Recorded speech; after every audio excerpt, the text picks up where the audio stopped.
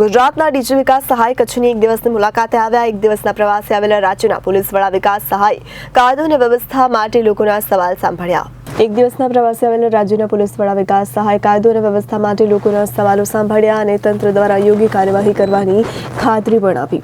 Operation સિંદૂર દરમિયાન થયેલ કામગીરીની સ્થાનિક અધિકારીઓ સાથે બેઠક કરી જિલ્લાની પરિસ્થિતિની ચર્ચા કરી અને 200થી વધુ લોકો ડ્રગ્સ, દારૂ, ઓવરલોડ અને બાજખોરી સહિતના મુદ્દાઓ સામે લાવ્યા હતા।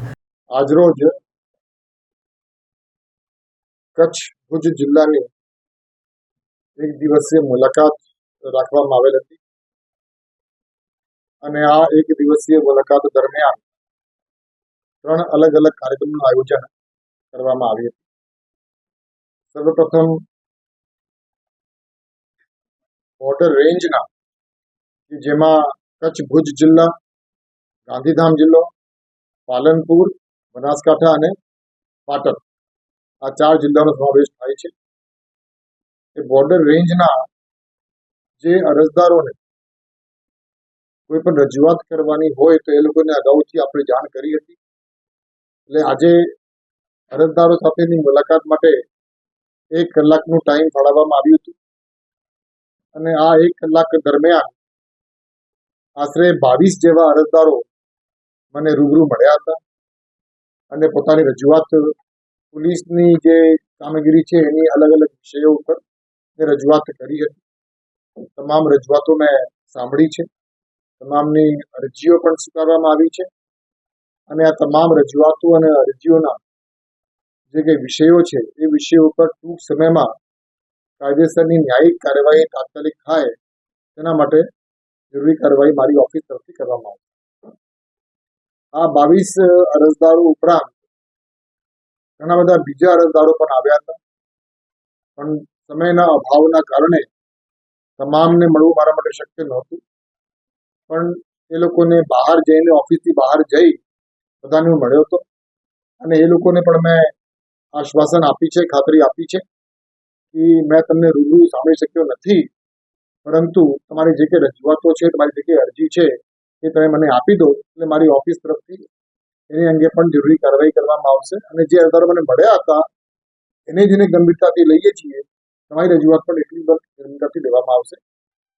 મને લાગે છે કે પોલીસની જે કામગીરી છે, પોલીસની કામગીરીમાં સૌથી મહત્વની બાબત છે કે માનસિકતા એક પ્રજાલક્ષી હોય। એ પ્રજાલક્ષી પોલીસિંગ માટે ગુજરાત પોલીસના અલગ અલગ એકમો તરફથી ઘણી બધી કાર્યવાહી કરવામાં આવી રહી છે અને કમ્યુનિટી આઉટરીચ પ્રોગ્રામ્સ જે ગુજરાત પોલીસની છે એમાં એક પ્રોગ્રામ જેનાથી તમે બધા માહિતગાર છો, જેને આપણે કહીએ છીએ 3 વાત તમારી 3 અમારી, કે જેમાં ગુજરાત રાજ્યના તમામ પોલીસ સ્ટેશન, તમામ આઉટપોસ્ટ અને તમામ ચોકીઓના જે વડાઓ છે એ પછી પોલીસ ઇન્સ્પેક્ટર હોય, પોલીસ સબ ઇન્સ્પેક્ટર હોય, એએસઆઈ હોય, કોઈ પણ એ લોકો દર 2 મહિને ઓછામાં ઓછા 1 વખત સ્થાનિક આગેવાનોને, સ્થાનિક લોકોને, સ્થાનિક રહીશોને મળે અને સ્થાનિક વિષયો ઉપર ચર્ચા કરે, સ્થાનિક લોકોના મનમાં પોલીસ પ્રત્યે શું અપેક્ષાઓ છે એ જાણવા માટેનો પ્રયત્ન કરે અને જે કંઈ એની પાસે માહિતી મળે, જે કંઈ ઇન્ફોર્મેશન મળે, જે કંઈ વિષય રજૂ કરવામાં આવે તે અંગે કાર્યવાહી। એટલે આજે જ્યારે સમગ્ર રાજ્યના દરેક પોલીસ સ્ટેશનમાં, ચોકીમાં, આઉટપોસ્ટમાં આ પ્રકારની કામગીરી થઈ રહી છે, જ્યારે મારી ભુજની પ્રોગ્રામ બન્યું ત્યારે મારા મનમાં એમ થયું કે આપણે જ્યારે ભુજ જઈએ છીએ એટલે ભુજના અરજદારોને હું પણ સાંભળી લઉં અને હું પણ મળી લઉં અને રજૂઆતો પણ એ લોકોની શું છે જાણી લઈએ, જેના કારણે આખા બોર્ડર રેન્જની જે કામગીરી છે એ વધુ પ્રજાલક્ષી બની શકે। એ હેતુથી આજે આ મુલાકાત કરવામાં આવી હતી। એ મુલાકાત પછી આપણે જાણીએ છીએ કે એક સરહદી વિસ્તાર હોવાના કારણે અને તાજેતરમાં આપ બધા જાણો છો ઓપરેશન સિંદૂરના વિષય ઉપર, એટલે ઓપરેશન સિંદૂરના સમયે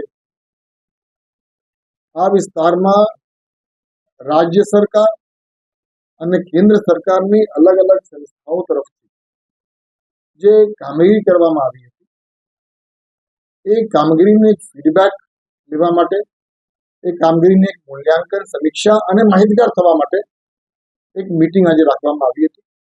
અને એ મિટિંગમાં સ્થાનિક પોલીસ ઉપરાંત central IB, air force, army, BSF, special branch, અલગ અલગ સંસ્થાઓ જે છે એ અલગ અલગ સંસ્થાઓના ઉચ્ચ અધિકારીઓ આ મિટિંગમાં હાજર રહ્યા હતા. અને આ મિટિંગમાં ઓપરેશન સિંદૂર વખતે અલગ અલગ એકમો તરફથી કયા કયા પ્રકારની કામગીરી કરવામાં આવી એનાથી હું માહિતગાર થયો. અને આ તમામ સંસ્થાઓ કેન્દ્ર સરકારની અને રાજ્ય સરકારની જે સંસ્થાઓ છે એ લોકોની જે કોર્ડિનેશન હતી એ કોર્ડિનેશન બાબતે પણ મેં માહિતી મેળવી છે. મને એ જાણીને ખૂબ આનંદ થયો કે ઓપરેશન સિંદૂરના સમયે જે પરિસ્થિતિની સર્જન થઈ હતી એ પરિસ્થિતિમાં તમામ સ્ટેક હોલ્ડર્સની વચ્ચે એક સંકલન થાય તે દિશામાં દરેક સંસ્થાના વડાઓ તરફથી ખૂબ સારી અને પ્રશંસનીય કામગીરી કરવામાં. સ્થાનિક પોલીસની કામગીરી ઉપરાંત એરફોર્સ, આર્મી, બીએસએફ તમામ લોકો એકબીજાની સાથે સંકલનમાં રહીને ખૂબ ઉત્તમ કામગીરી ઓપરેશન સિંદૂર વખતે કરવામાં આવી. આજે મેં જાણી મિટિંગમાં. અને જ્યારે આ બધું ચાલતું હતું ત્યારે એવા પણ ઘણા બધા અધિકારીઓ હતા કે જેની સાથે હું ફોન ઉપર વાત કરતો અને ફોન ઉપર જે તે વખતે કોર્ડિનેશનનું, સંકલનનું જે કે પ્રશ્નો હોય એ બાબતે ફોન ઉપર થતું. મારી ઈચ્છા હતી કે આજે ભુજ આવ્યો છું એટલે એ લોકોને રૂબરૂ પણ મળીએ અને એ લોકોને કોંગ્રેચ્યુલેટ પણ કરી, અભિનંદન પણ આપીએ, કેમ કે ખૂબ સારી કામગીરી બધાએ કરી છે. એટલે આજે આ કામગીરી જે મૂલ્યાંકન થઈ એ જાણીને મને ખૂબ આનંદ થયો કે ખૂબ સારી રીતે બધાએ આ વિકટ પરિસ્થિતિમાં એકબીજાની સાથે સંકલન રાખીને ખૂબ સારી કામગીરી આ લોકોએ કરી છે. એટલે બધાને મેં અભિનંદન પણ મેં પાઠવ્યું છે. ગુજરાત રાજ્યના અલગ અલગ પોલીસ કમિશનરેટ અને રેન્જના જે વડાઓ છે એની વાર્ષિક તપાસણી ડીજી ઓફિસ તરફથી કરવામાં આવે છે. અને વાર્ષિક તપાસણી દરમિયાન એમની જે પોલીસની અલગ અલગ વિષયો છે એની સમીક્ષા કરવામાં આવે છે, મૂલ્યાંકન કરવામાં આવે છે અને માર્ગદર્શન અને દિશાદર્શન પણ આપવામાં આવે છે.